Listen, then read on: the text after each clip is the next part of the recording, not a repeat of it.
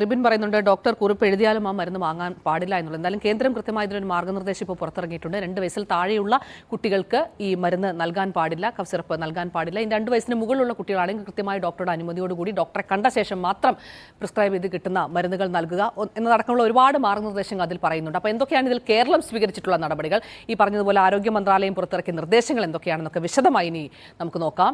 അനൂപ് ബാലേന്ദ്രൻ തയ്യാറാക്കിയ എക്സ്പ്ലെയിനർ.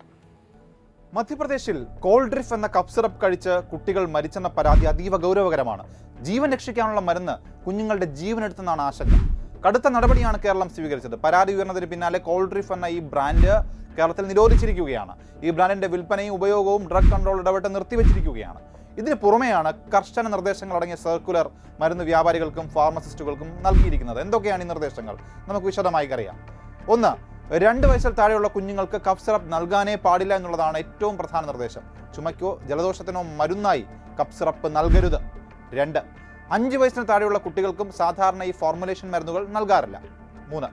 5 വയസ്സിന് മുകളിലുള്ള കുട്ടികൾക്ക് ഇത്തരം മരുന്നുകൾ നൽകേണ്ടി വന്നാൽ ഡോസേജിലും കാലയളവിലും കൃത്യമായി നിർദ്ദേശം നൽകണം. അംഗീകൃത നിർമ്മാതാക്കളുടെ മരുന്നും മാത്രമേ സംസ്ഥാനത്ത് വിൽക്കാവൂ. 4. പ്രിസ്ക്രിപ്ഷൻ ഇല്ലാത്ത കഫ് സിറപ്പ് വിൽക്കാനേ പാടില്ല. മരുന്ന് കുറിപ്പടിയില്ലാതെ ഇത്തരം മരുന്നുകൾ വിറ്റാൽ കർശന നടപടി ഉണ്ടാകുമെന്നും മുന്നറിയിപ്പ് നൽകിയിട്ടുണ്ട്. കുഞ്ഞുങ്ങൾക്ക് കഫ് സിറപ്പ് നൽകാൻ കഴിയില്ലെങ്കിൽ പിന്നെ എന്താണ് പ്രതിവിധി? സ്വയം ചികിത്സ എന്തായാലും പാടില്ല. ഡോക്ടറെ കണ്ട് നേസൽ ഡ്രോപ്പ്, നെബുലൈസേഷൻ, ഇൻഹെയിലർ പോലെയുള്ള മറ്റ് സുരക്ഷിതമായ ചികിത്സാ രീതികൾ തേടാം. സംസ്ഥാന വ്യാപകമായി വെള്ളിയാഴ്ച മെഡിക്കൽ സ്റ്റോറുകൾ നടത്തിയ പരിശോധനയിൽ കോൾഡ്രിഫ് കഫ് സിറപ്പിന്റെ 170 സാമ്പിളുകൾ ശേഖരിച്ചിട്ടുണ്ട്. ഇതിൽ 52 സാമ്പിളുകൾ ഇതിനകം സംസ്ഥാന ഡ്രഗ് കൺട്രോളർ വകുപ്പ് പരിശോധനയ്ക്ക് അയച്ചിട്ടുണ്ട്. തിരുവനന്തപുരം, എറണാകുളം എന്നിവിടങ്ങളിലെ ഡ്രഗ് ടെസ്റ്റിംഗ് ലബോറട്ടറികളിലാണ് ഈ പരിശോധന. അനുവദനീയമായതിലും അധികം ഡയഎത്തിലീൻ ഗ്ലൈക്കോൾ സിറപ്പിലുണ്ടോ എന്നാണ് പരിശോധിക്കുന്നത്. അപകടമുണ്ടാക്കിയതായി കരുതുന്ന SR13 എന്ന ബാച്ച് കേരളത്തിൽ വിൽപ്പനയ്ക്ക് എത്തിച്ചിട്ടില്ല എന്നതാണ് ആശ്വാസകരം.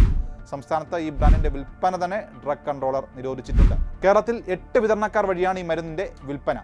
ഈ കേന്ദ്രങ്ങളിലെല്ലാം വിതരണവും വിൽപ്പനയും നിർത്തിവെക്കാൻ നിർദ്ദേശം നൽകിയിട്ടുണ്ട്. അപ്പോൾ ഈ മാർഗ്ഗനിർദ്ദേശങ്ങളൊക്കെ എല്ലാവരും പാലിക്കുക.